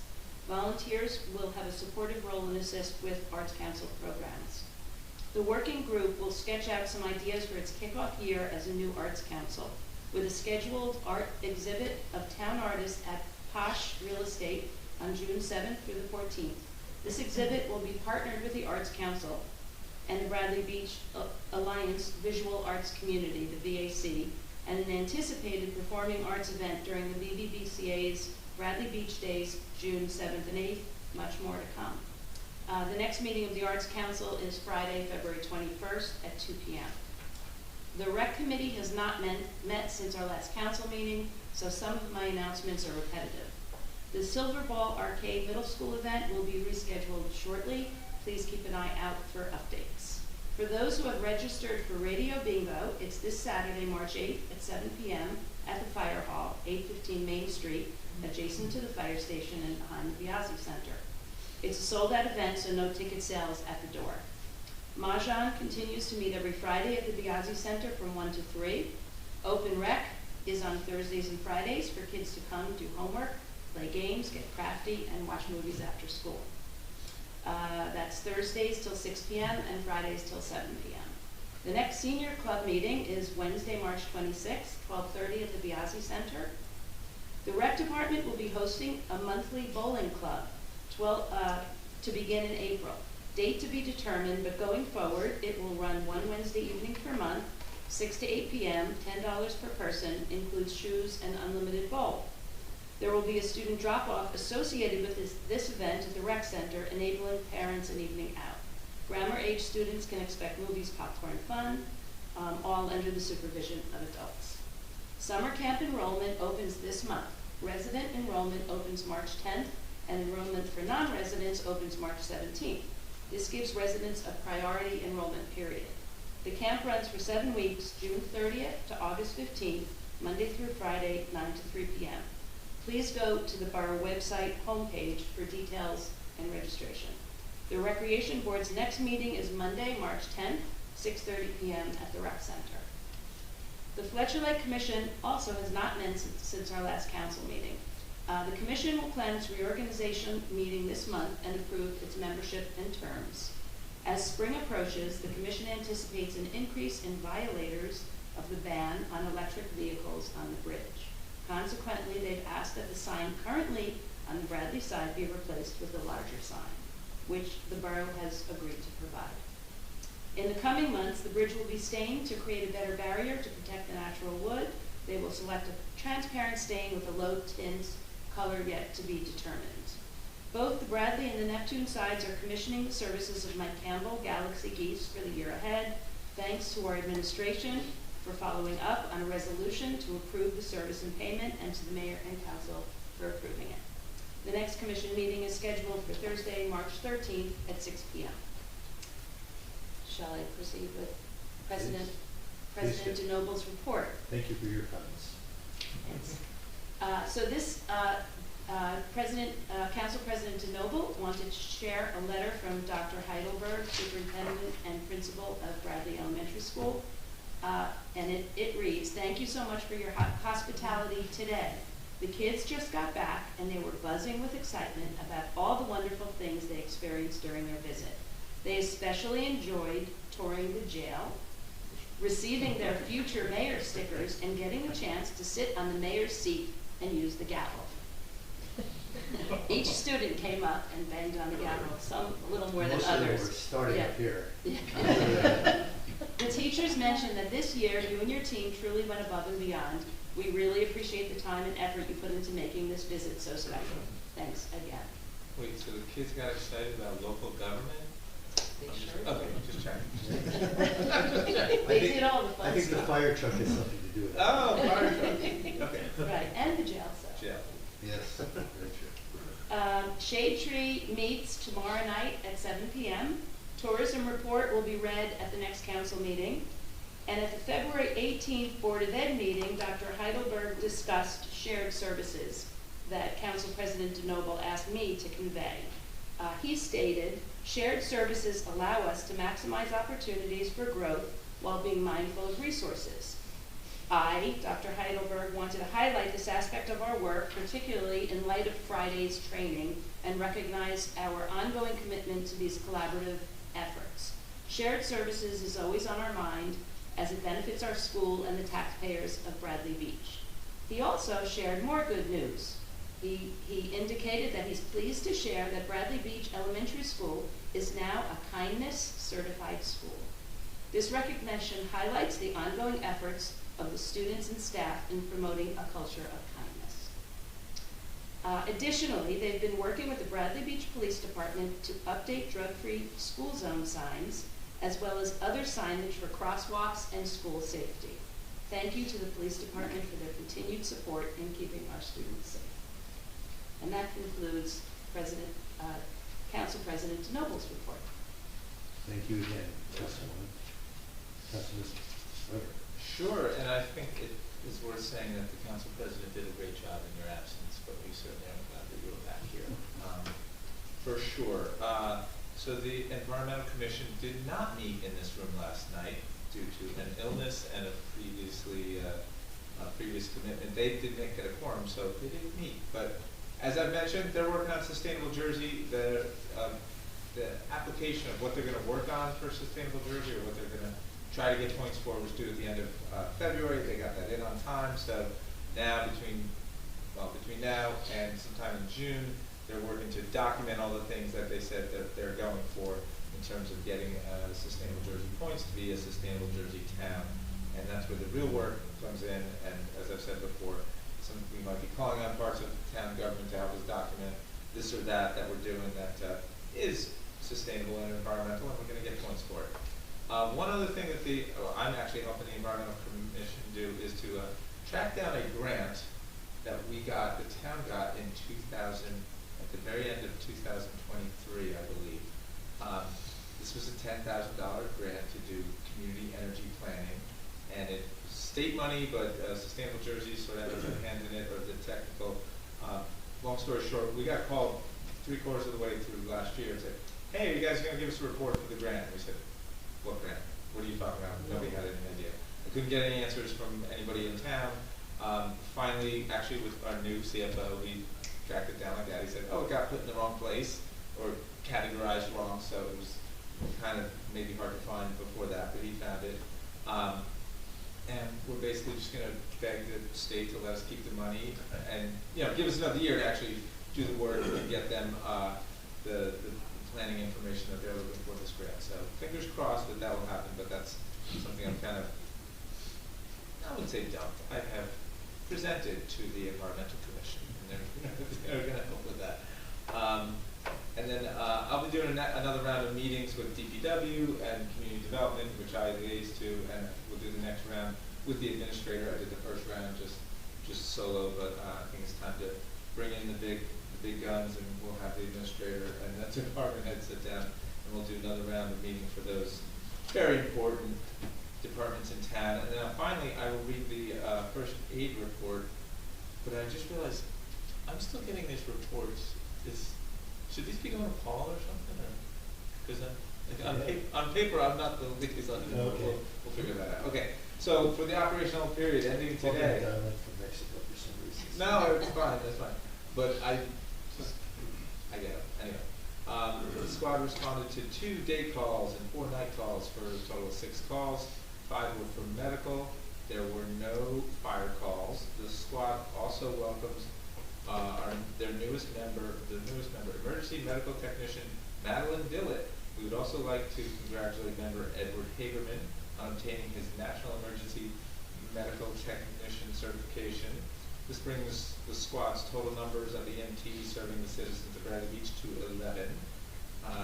There was 1 out-of-town mutual aid request for water rescue in Neptune Township, and the squad requested no mutual aid for this operational period. The squad fulfilled 100% of their assignments for this period, and as always, they're looking for volunteers for the first aid squad. There's free training for qualified individuals.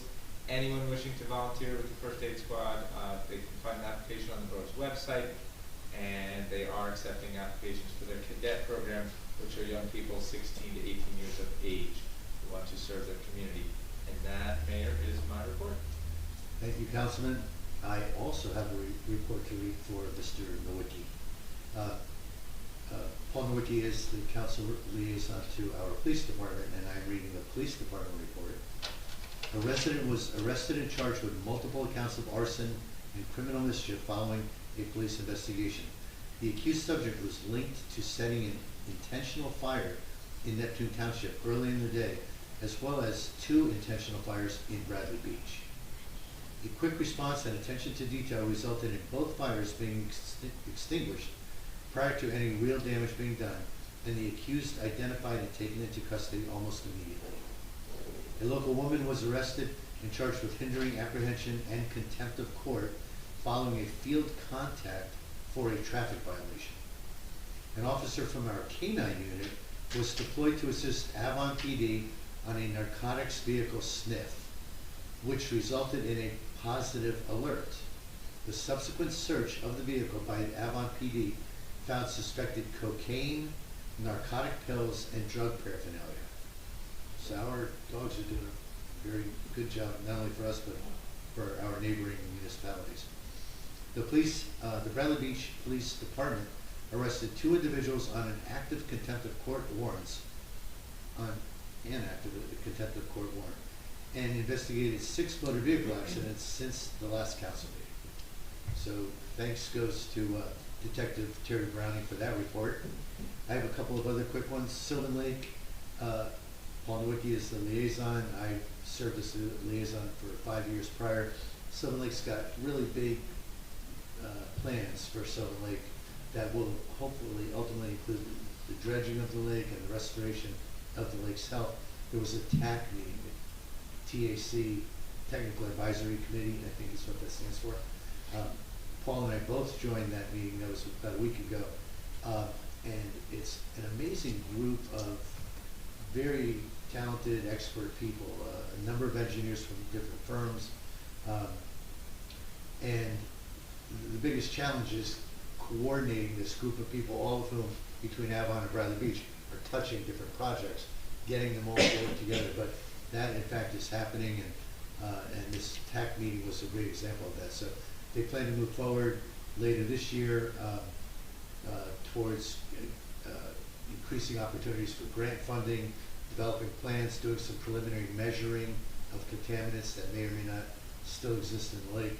So there's a lot going on. That group will be reporting into our Sylvan Lake Commission, but it's just an amazing amount of work going on. And they've got the federal government involved. They've got the state agencies involved. Captain Al Majeski from the American Littoral Society is involved. Jim Shishis I think he was here earlier. He's a resident. He's involved. So it's a really amazing group of people helping us. We referenced the third graders in Council President DeNoble's report. They had a blast. I want to add in that our representatives, not only Councilwomen Greenblatt and DeNoble, but I know I'm going to forget somebody, but two of them are sitting right. Well, actually, Chief, you couldn't attend, but Captain Browning did. Biagio, you had a couple of your guys join. So we had police, DPW represented. We had the rec center represented. Courtney Pappas. We, like I said, I know I was going to forget folks, but of course, Erica. Amy Hall did a phenomenal job. She actually set up little passports, so as the kids toured the building, they got a little sticker in their little passport book for visiting the clerk, for slamming the mayor's gavel, and then the third graders had a blast. So it was fun for all of us, I think, that were here to watch it. And hopefully we did inspire a little more interest in local government, because it's such an important role for that next generation to consider playing. You probably picked up on the fact we have a lot of Memorial Day projects and planning in place or putting in place. A couple of meetings ago, we signed a contract or approved a contract for host compliance. We want that in place because those guys are the ones who are going to be monitoring short-term rentals. Short-term rentals are going to hit hard beginning Memorial Day. You heard us tonight approve Park Mobile, but that parking is going to be very impressive. We have the handicap wheelchair access points that we're looking at for Cliff Avenue and Evergreen.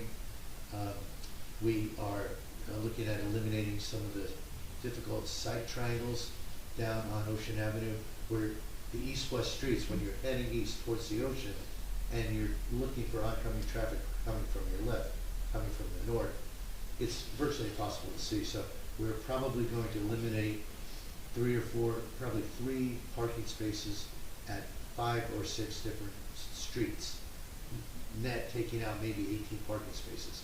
But in the interest of safety and a more, a better experience in our beachfront, we'll be looking at that as well. You heard Mr. Duffy talk about Fallen Heroes. We want that in place by Memorial Day.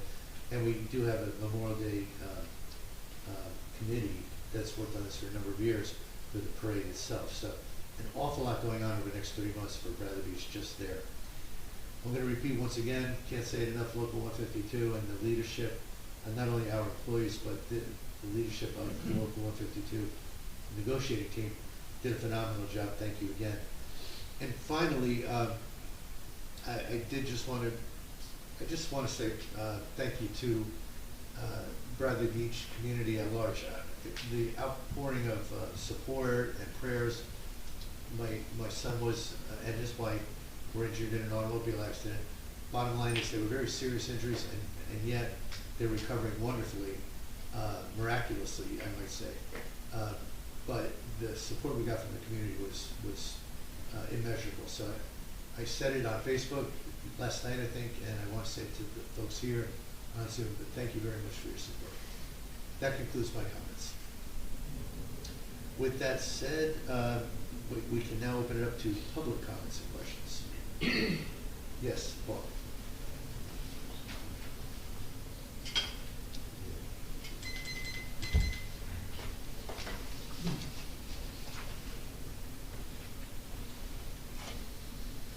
Paul Champion, 411.5 Lorraine Avenue. I just wanted to let everyone know that the third grade class will be visiting the Bradley Beach Historical Society at our museum in Biazzi Center on Wednesday. You're going to be a hard act to follow. I've got to figure out something as exciting as having a passport to stamp. Find it old gallery. But we're looking forward to it, and they seem to always have a good time. For those of you who don't know that there is a museum in the Biazzi Center, which is probably most of the town, it's been largely closed since COVID, and we did actually formally open it in January with a reception, and we hope to have it open on a regular basis. We're training docents, and we hope to have it open a few hours each week on 2 or 3 different days. And in the meantime, if anyone would like to see our exhibit of early Bradley Beach, and also some of our standing display cases of different artifacts from our history, you can contact me for a personal tour. I will open up the museum for you. We are busy working with a bunch of volunteers to inventory our archives, something that was never done, and to set up, we have one room that has not been used for displays in, I think, probably about 8 years. And we hope to have that set up with some displays later in the year. So more to come on the Historical Society and the museum at the Biazzi Center. But I'd like everyone to know that it's there, and if you'd like to see it, contact me. Thank you, Paul. Other comments or questions? Okay. Beth Kepler, 504 Central Avenue, here in Bradley. I'm serving the town with torts 9 and 10 tonight. Copies for the members absent. It should be in order. If people could just pass it to them.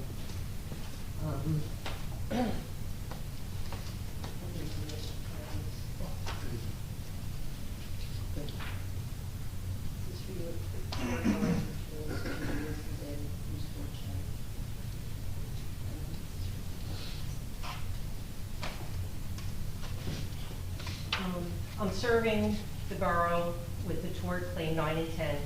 What I've uncovered while researching what's been hidden for 8 years under Mayors Engelstadt and Fox administration is alarming. Let's rewind.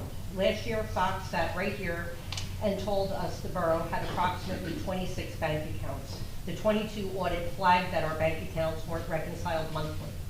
IOPA requested the list, and what I got was a 3-page list from the CFO titled Cash Reconciliation, December 31st, 2023. It showed not 26 accounts, but 53, double what we were told, across 3 banks totaling $10.7 million. So I offered a detailed list of what each bank account was used for. The response, the borough doesn't maintain a list. No list for 53 bank accounts. I pushed further, requested to review the financial ledgers at Borough Hall supervised. Mr. Cannon denied my request, claiming Oprah doesn't allow citizens to inspect the finance office, except I didn't ask to rummage through desks or filing cabinets. I asked to examine the ledgers and finance records. The Citizen's Guide to Oprah is crystal clear. Those are public documents and should be immediately accessible for inspection. Then there's the construction permits and fair share housing, trust accounts, and missing fees. IOPA requested new build permits from 2017 to 24 to calculate what should have been collected in fees for fair share housing. The response, we don't maintain a list. You have to request a specific address, no tally permits, no record of growth, For the last 8 years, they couldn't grab a $1 notebook from the dollar store and jot down an address, date, and permit number and add it up at the end of each month to get a yearly total. It's not hard unless you don't want to track it. A borough that can't report its own development statistics, that's not incompetence, that's shady. I am of the belief that the fees were collected but not deposited into the borough's coffers. Just think about it. Every new build, every renovation, that's literally hundreds of projects over 8 years. Just one example, a building on Main Street had a $3.5 million renovation at 2.5%. That should have been $87,500 in our account. And that's just one project. Why do I believe this? Because I discovered that the borough went through the complex process of passing ordinances, resolutions, and paying to have a housing element and fair share plan prepared for the borough planning board by a professional planner. The document was signed and sealed in September of 2016 in accordance with the State Board of Professional Planners, and all that was left to do was open the trust account and start collecting the fees according to our state's obligation and consistent with and in compliance with borough ordinances. But for 8 years, not one construction official, attorney, CFO, business administrator, or clerk questioned why we weren't collecting these fees to the tune of millions of dollars. There must be an investigation to determine if there were secret deals made under the table, if they took less money in exchange for collecting the whole fee and pocketed the cash themselves. Oh, and one more thing. I over-requested emails between Fox, DeMarco, and Fehrenbach about T&M drafting the RFP for the church demolition, as Cannon and Costas revealed on January 21st in their private conversation tied to Tort 7. The reply, too many emails. They need a 37-day extension for Cannon to review and redact. Redact what? These aren't state secrets, they're public records about a demolition. Unless there's something to hide, there is more. This is a move right out of Bernstein's playbook. I've got a news flash from Mr. Cannon. When the authorities come knocking, redactions won't be an option. So here we are, hundreds of thousands of dollars unaccounted for during Fox's tenure. 53 mystery bank accounts the borough hasn't reconciled, still no 23 audit, COVID money still unaccounted for, no construction permits, no fair share housing fees collected for 8 years, estimated to be $2 million, a 37-day extension of an OPA request for emails with redactions decided upon by one of the remaining Fox administration officials who implicated himself in one of Fox's many criminal acts. This isn't mismanagement, it's a disturbing pattern of criminal behavior and it's too big to be dismissed. There's a motive, means, and opportunity and overwhelming evidence to support probable cause. This didn't happen in a vacuum. It spanned 8 years and 2 mayors. I'm demanding answers. I've involved the authorities who are actively investigating these irregularities. I've forwarded them evidence, including evasive responses I've received regarding my OPA requests, attempting to get to the bottoms of these issues. As things continue to be uncovered, it appears I was correct when I said that I believed that there was a criminal network operating within our borough, that there was racketeering, embezzlement, and RICO crimes being committed. However, it appears to have started well before Larry Fox, and some of the co-conspirators are still employed by the borough, but hopefully not for much longer. Thank you. Thank you. And I appreciate you indulging me for that extra Can I minute. add something to that? Just so everybody knows, and yeah, we know the fee has been in place since 2017, I think, for the affordable housing fee.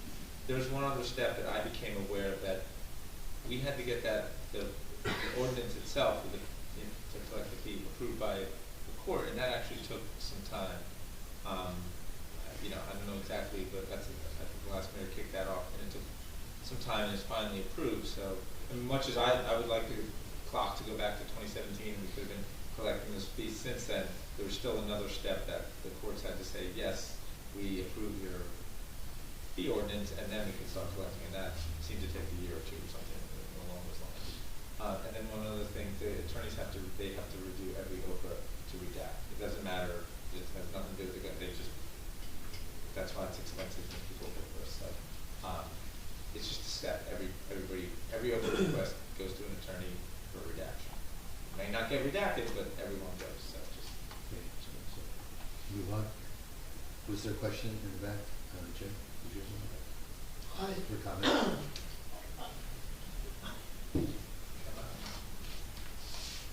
Jim Virtue, 420 Monmouth. I wasn't sure about the elimination of parking streets, where that was occurring, parking spots, where that was occurring. I don't have the specific streets, but I can describe it and you can easily figure it out. Along Ocean Avenue. It's all on Ocean Avenue. It's, yeah, it's, yes, so it's, Because if we're inland, I would think we could consider four-way stops, because even inland, there's some. oh, okay. That specific comment, though, we hired a Avakian, and they are making recommendations to us to improve the side triangles on, there are certain streets that are westbound only, like Newark. That's fine. But anything that's eastbound is likely to have an obscured view of the traffic coming from the north. And I think there's 6 of those streets, 5 or 6 of those streets. So they're going to give us their recommendations, but it's all on Ocean Ave. There is one obscured triangle or three-way. Leaving Bradley Boulevard, the northbound side, often oversized vehicles, very hard to get out, make a left turn without southbound traffic. That's a bad sight line. That would be one, especially when oversized So vehicle. Bradley Boulevard pulling onto Ocean, you're saying? No, Bradley Boulevard pulling onto Main. Onto Main? Yeah. Sean probably runs it. This first effort is focused on Ocean, but we have site triangle problems, you're right. Right. All over town. So we will continue to evaluate those as we go. This first pass, Memorial Day coming up, we're doing all this other work, pick up and drop offs for handicap showers, so forth. We thought it was a good time, if we're gonna be repainting some of the striping, to take out some of the obstacles for our vision. Right. Thank you. Okay, thanks. Any other comments or questions? Oh, yes, Leah.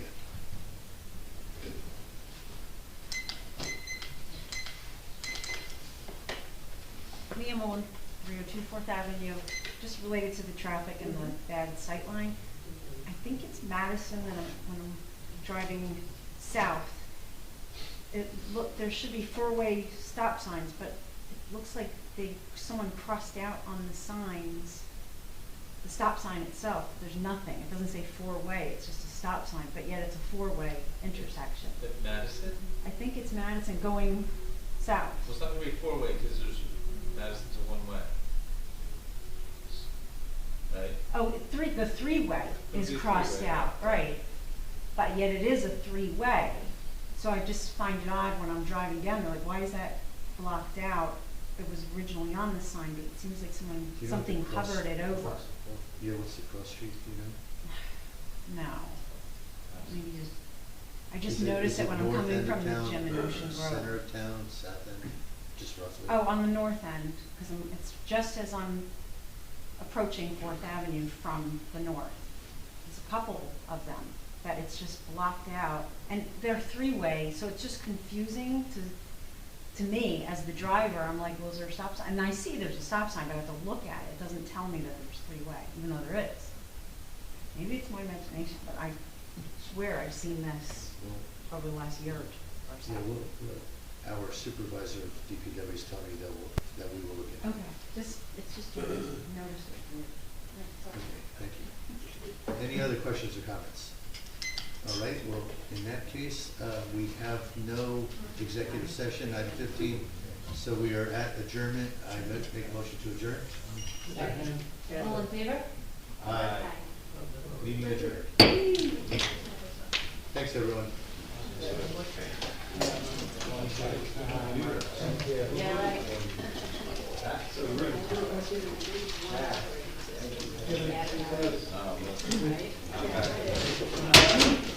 Coming out. Sorry, DPW. That's our budget.